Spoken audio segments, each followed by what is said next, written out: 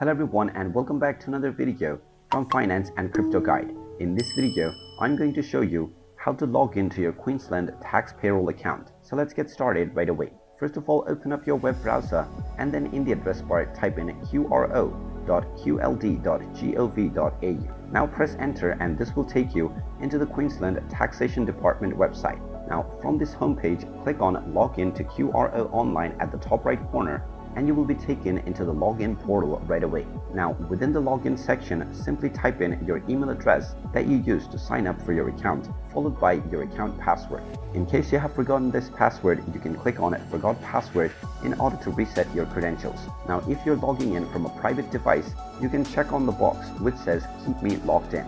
Otherwise, if you're using a public device, uncheck this box before clicking on the login button. Now after entering both of your credentials, click on the login button and you will be logged into your account on your Queensland payroll tax right away. And there you have it. That is how easy it is to log into your Queensland payroll tax account. If you find this video helpful, make sure you hit that like button and subscribe to our channel if you haven't done so already. Also ring that notification bell to never miss another update from us. Thank you for watching and I will see you again in the next video.